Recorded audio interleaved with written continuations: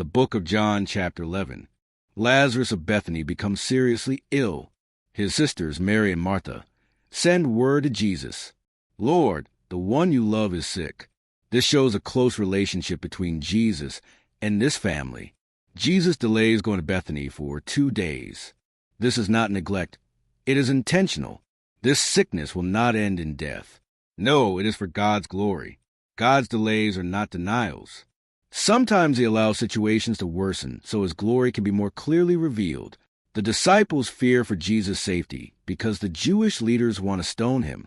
Jesus responds with a metaphor of walking in the light. As long as he follows God's will, his mission will not fail. Jesus then says plainly, "Lazarus is dead, and for your sake I am glad I was not there, so that you may believe." Thomas responds bravely, "Let us also go, that we may die with him." Faith sometimes moves forward despite fear and uncertainty. When Jesus arrives, Lazarus has been dead 4 days, long enough to remove any doubt of death. Martha says, "Lord, if you had been here, my brother would not have died." Jesus responds with one of the most important statements in the Gospel of John, "I am the resurrection and the life." This is not just about the future resurrection. Jesus declares he himself is life. Martha confesses her faith. "I believe that you are the Messiah, the Son of God." True faith trusts Jesus not only for future hope, but for present power. Mary comes to Jesus, falls at his feet, and repeats the same words as Martha, but with deeper emotion. Seeing her grief in the mourning crowd, Jesus is deeply moved. Jesus wept. This is the shortest verse in the Bible, yet one of the most powerful. Jesus is not distant from our pain. He weeps with those who grieve, even when he knows deliverance is coming. Jesus goes to the tomb, a cave sealed with a stone. Martha objects, "Lord, by this time there's a bad odor."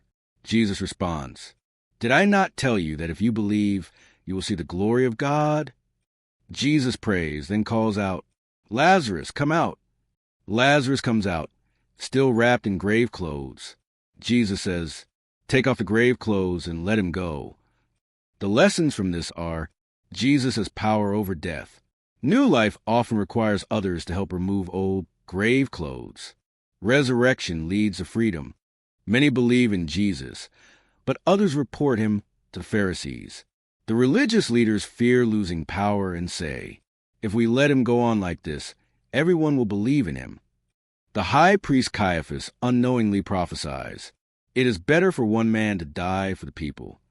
From this moment, they begin plotting Jesus' death. The key takeaway is that the miracle that gives life to Lazarus sets in motion the events that lead to Jesus' crucifixion.